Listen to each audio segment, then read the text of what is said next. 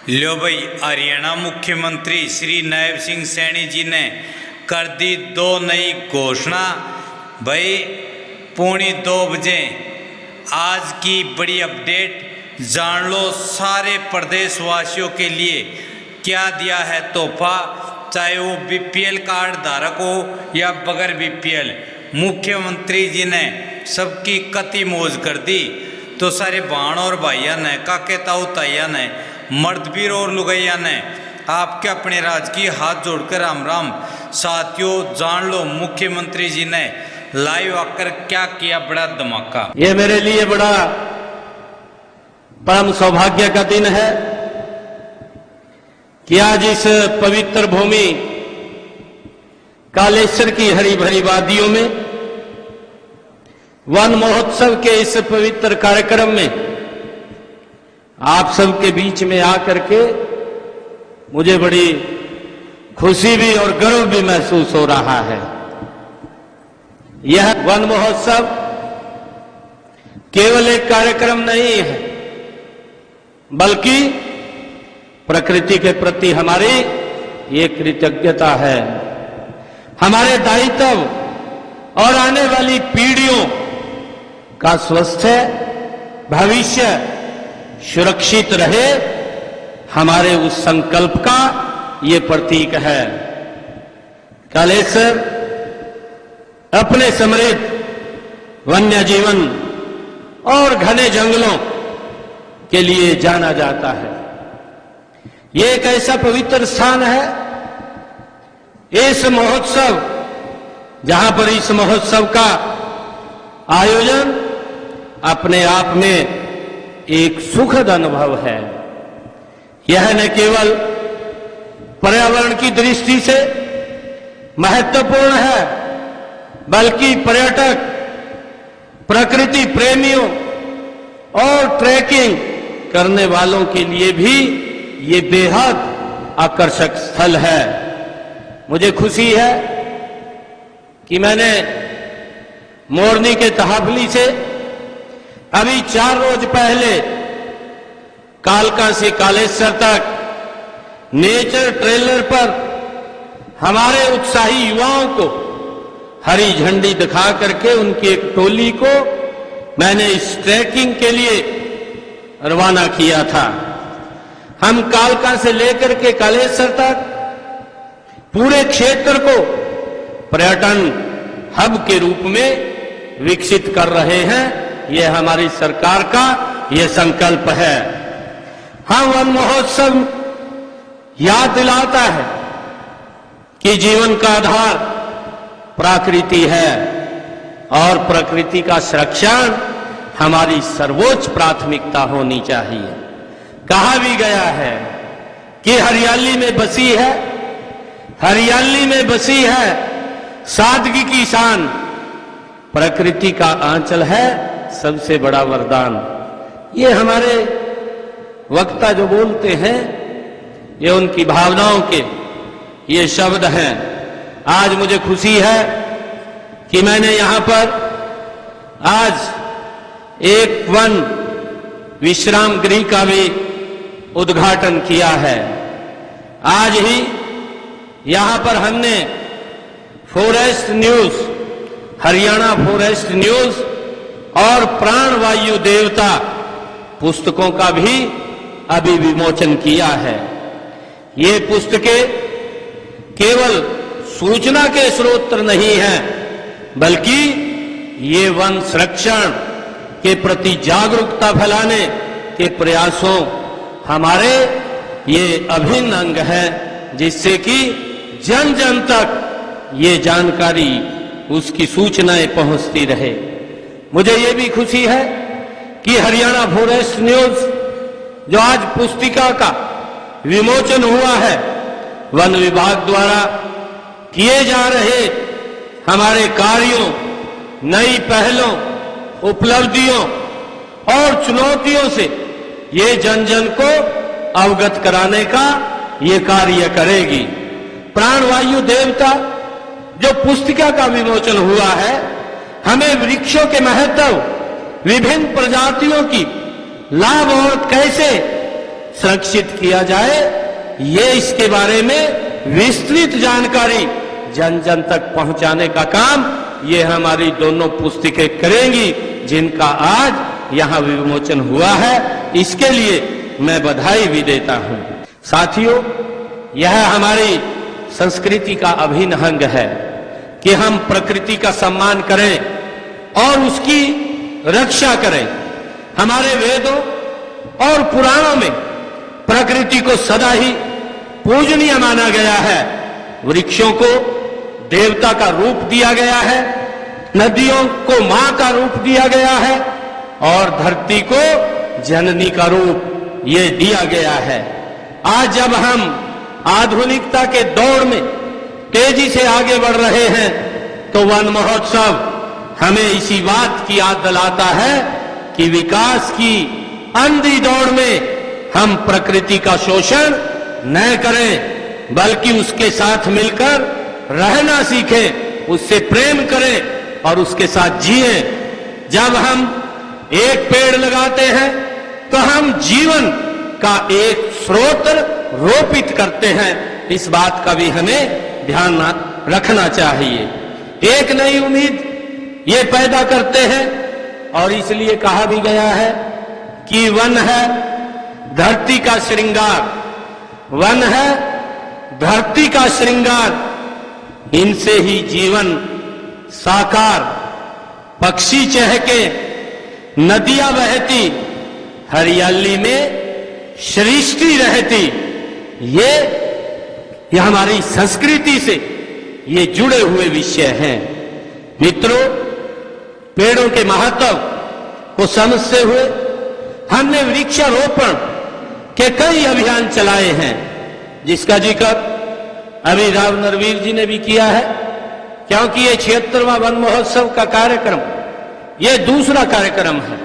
परंतु इसके साथ साथ और भी बहुत सारे कार्यक्रम चल रहे हैं और हमने एक और निर्णय लिया है कि 1 अगस्त से लेकर के 10 अगस्त तक हम सभी जिलों में वन महोत्सव के कार्यक्रम वो हम मनाएंगे, ताकि ज्यादा से ज्यादा पौधारोपण वो किया जा सके। हमने वन क्षेत्रों को बढ़ाने के लिए कई योजनाएं भी हमने बनाई हैं। हम सब जानते हैं, देश के यशस्वी प्रधानमंत्री आदरणीय नरेंद्र मोदी जी ने 5 जून 2024 को विश्व पर्यावरण दिवस के अवसर पर दिल्ली के बुद्ध जयंती पार्क में पौधारोपण करते हुए एक पेड़ मां के नाम से एक अनूठा अभियान की शुरुआत की थी। हमने एक पेड़ मां के नाम के पहले चरण में हरियाणा में जो हमने टारगेट लिया था, टारगेट हमने लिया था 1,87,00,000 पौधे लगाने का।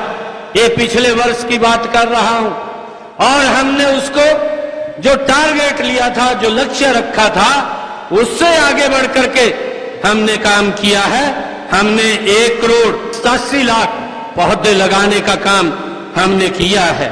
और इसी अवसर के ऊपर मैं बताना चाहता हूं कि हमने 5 जून को विश्व पर्यावरण दिवस के ऊपर एक और लक्ष्य रखा है कि हरियाणा प्रदेश में हम कुल 2,10,00,000 पौधे लगाने का हमने लक्ष्य रखा है।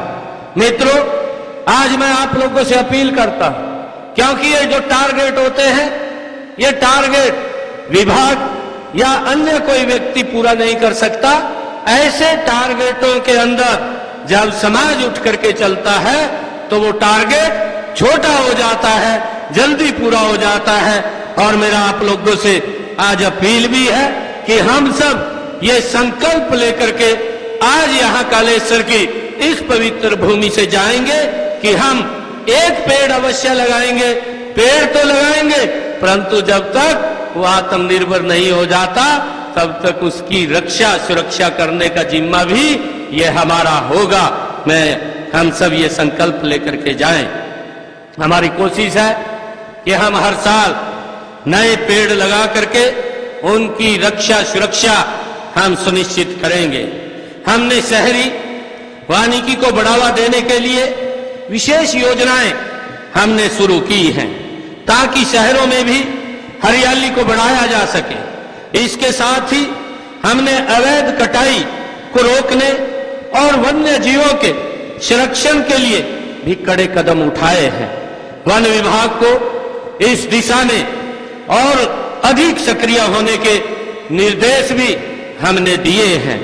इसी कालेश्वर नेशनल पार्क में भी सुरक्षा के कड़े इंतजाम किए गए हैं और इसी का परिणाम है कि हमने पिछले अप्रैल, अक्टूबर और फरवरी माह के 8 से 10 हाथियों का समूह यहां देखा भी है।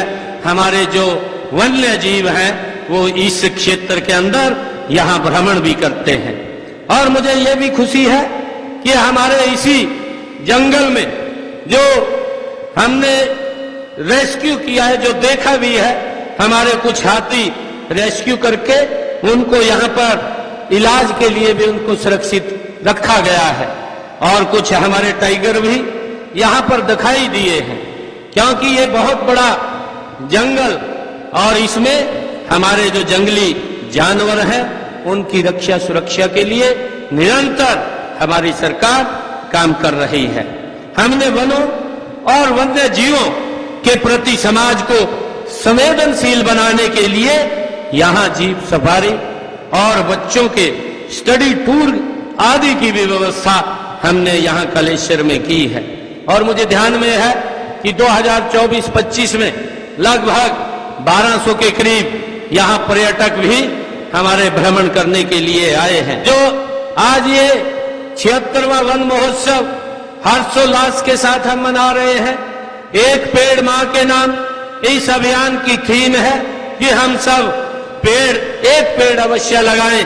हमने दक्षिणी हरियाणा में भी हरित अरावली कार्य योजना का भी शुभारंभ वहां पर किया है।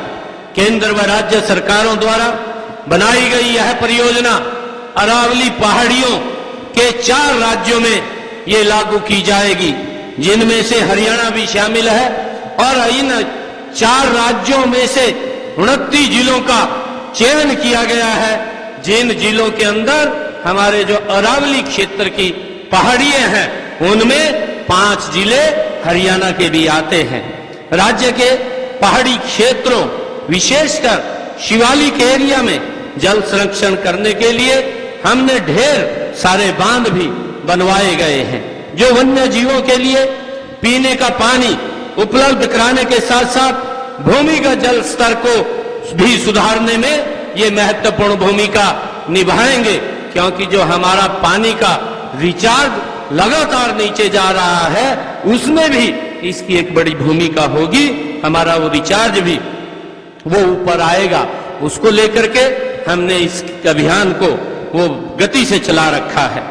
मित्रों, वृक्ष हमारे लिए प्राणवायु ऑक्सीजन बनाने के प्राकृतिक कारखाने हैं।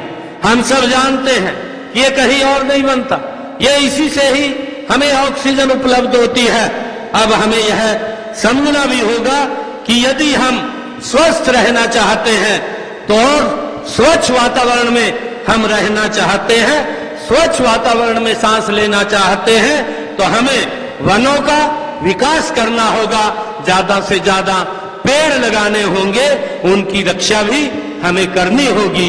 ये हमें आगे बढ़ करके काम करना होगा। पेड़ पौधे लगा करके पर्यावरण को स्वच्छ बनाना ये सबसे सस्ता और हित लाभकारी ये तरीका है, जिससे कि हमारा वायु प्रदूषण भी खत्म होता है और हमें स्वच्छ ऑक्सीजन भी मिलती है। मुझे खुशी है कि हमने 75 सालों से अधिक आयु वाले वृक्षों के प्रति भी अपनी कृतज्ञता ये व्यक्त की है। जो अभी चर्चा भी जिसकी की गई है कि प्राणवायु देवता स्कीम शुरू हमने की है और इस योजना के तहत 75 साल से अधिक आयु के वृक्षों के रख रखाव के लिए हमने 1 साल में 3000 रुपया पेंशन देने का वो प्रावधान किया हुआ है। इस योजना के तहत हरियाणा प्रदेश के अंदर 3800 वृक्षों के संरक्षक जो उनकी देखरेख कर रहे हैं उनके खाते के अंदर हमने 1 करोड़ रुपया पहुंचाने का काम वो किया है, ताकि उन पौधों की रक्षा और सुरक्षा की जा सके।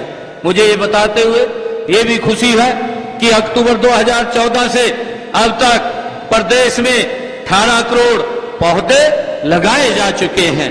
वन विभाग द्वारा पहले से लगे हुए जो हर वर्ष होने वाले पौधारोपण को कि हमने ये पिछले दिनों निर्णय किया था कि अगर कोई पौधा हम लगाते हैं उसकी जियो टैगिंग होनी चाहिए, ताकि हमें उसको देख रेख रहे।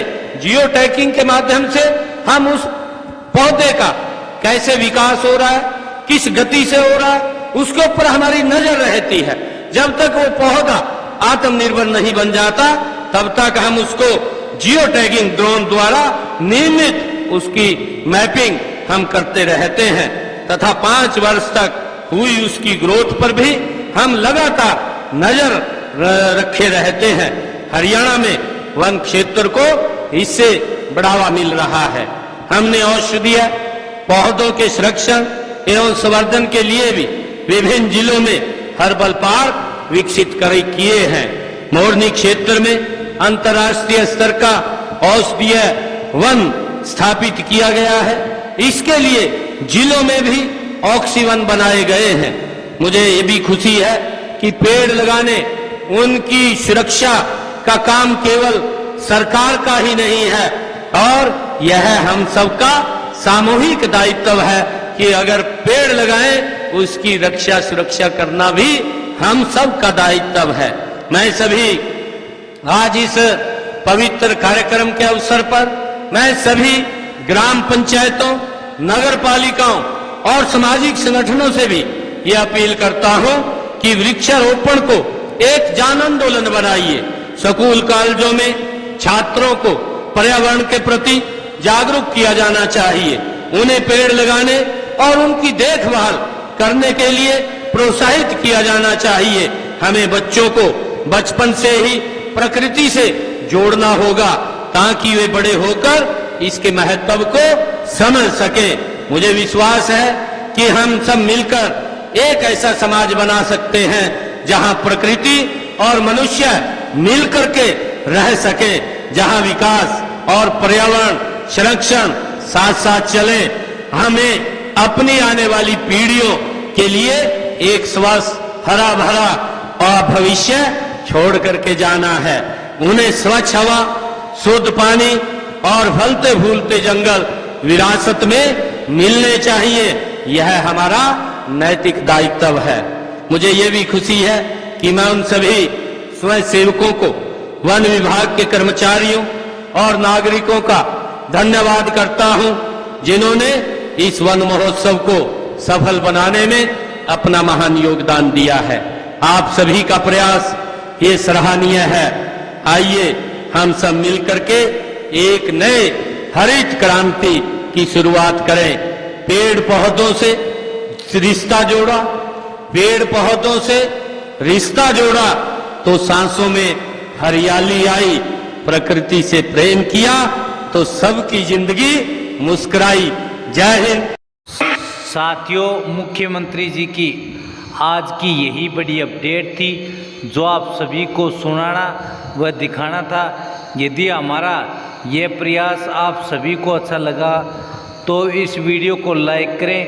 एच राज न्यूज़ चैनल को सब्सक्राइब नहीं किया तो अभी सब्सक्राइब कर लें। और हाँ, प्लीज़ आपके इसी वीडियो के नीचे एक हाइप HYPE हाइप लिखा हुआ बटन है, उस पर दबाकर स्कोर अवश्य डालें। आपके स्कोर से हमारा मनोबल बढ़ता है ताकि ऐसे ही चाहे वो BPL राशन कार्ड के रिगार्डिंग योजना हो या गवर्नमेंट की अन्य कल्याणकारी योजना हो, उन सब की जानकारी, ऑथेंटिक सच्ची जानकारी हम आपके लिए रोज़ाना लेकर आते रहते हैं। हमारा एक वीडियो सुबह 8 बजे और दूसरा लगभग 1:45-2 बजे के आसपास आता है।